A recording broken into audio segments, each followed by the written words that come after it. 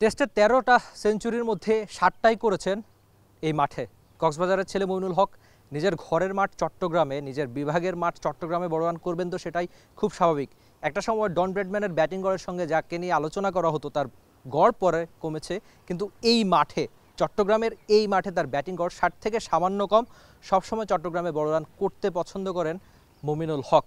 বাংলাদেশের যারা test cricketer বা টেস্ট ক্রিকেটার ট্যাগ যাদের নামের সঙ্গে লেগে রয়েছে, সেই মমিনুল হক তাদের মধ্যে একজন, যিনি আগে পরে চট্টগ্রামে বড় রান করতে সবসময় পছন্দ করেন। আগে পরে অনেকবার প্রমাণও করেছেন ঘরের মাঠে তিনি বড় রান করেন। বাংলাদেশের টেস্ট ক্রিকেটে যেসব ব্যাটার বা টপ অর্ডারে বড় রান নেই, সেসব নিয়ে কত আলোচনা, কত সমালোচনা, তবে একজন মমিনুল হক থেকে আপনি আশা করতেই পারেন যিনি বড় রান করতে পারেন।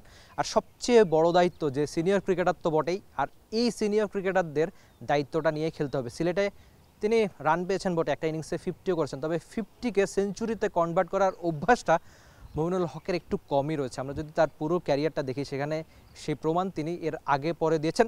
সিলেটে একটা প্রেস কনফারেন্সে তিনি বলেছেন যে তার মতো সিনিয়র ক্রিকেটাররা যারা লম্বা সময় ধরে টেস্ট ক্রিকেটটা খেলতে পারেন, তারা যেন উইকেটে অনেক বেশি সময় থাকেন। আর সাগরিকার উইকেটটা একটু ব্যাটিং ফ্রেন্ডলি হয়ে থাকে, সেখানে নিশ্চয়ই মমিনুল হক থেকে বাংলাদেশ দল প্রত্যাশা একটু বেশি করবে।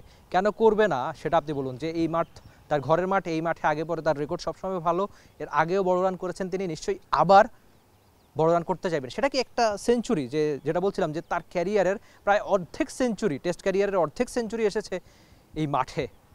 তো এই মাঠে কি মমিনুল হক আরেকবার পারবেন কিনা জিম্বাবুয়ের সঙ্গে বড় রান করতে? বাংলাদেশ অলরেডি ব্যাকফুটে রয়েছে, সেটা সেখানে ব্যাটিং ব্যর্থতার গল্পই একটু বেশি, কেননা ব্যাটসম্যানদের ব্যর্থতার কারণেই কিন্তু বাংলাদেশ এর আগে জিম্বাবুয়ের সঙ্গে সিলেটে টেস্ট ম্যাচ হেরেছে।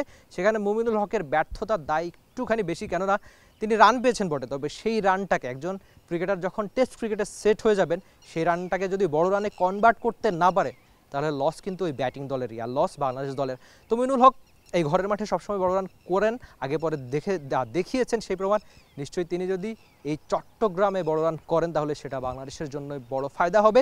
প্র্যাকটিস দেখে যতখানি মনে হচ্ছে মমিনুল হক চেষ্টা করে গেছেন, লম্বা সময় তিনি নেটে কাটিয়েছেন, এই নেট থেকে আরেকটা নেটে তিনি ছুটে বেরিয়েছেন, লম্বা সময় ব্যাটিং প্র্যাকটিস করেছেন, কোচের সঙ্গে কাজ করেছেন যে কীভাবে নিজের ব্যাটিংটা উন্নতি করতে হয়। আমরা জানি যে মমিনুল হক বাংলাদেশের টেস্ট সেরা ব্যাটারদের একজন। এই মমিনুল হক নিজের ব্যাটিংটা নিয়ে আগে পরে অনেক বেশি চেষ্টা করেন, তো সেই চেষ্টার ফলে যেহেতু একটা ফরম্যাটের ক্রিকেটার, তিনি কেবলমাত্র টেস্ট ক্রিকেটটা খেলে থাকেন, তো এটাও তার জন্য একটা পরীক্ষা। ঘরের মাটিতে সবসময় বড় রান করেন, চট্টগ্রামে তার বড় রান, বড় রেকর্ড রয়েছে, ব্যাটিং গড় 60-এর আশেপাশে।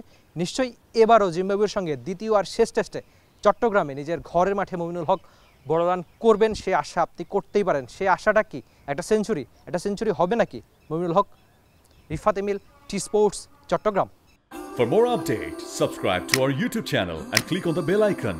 Follow us on Facebook and Instagram.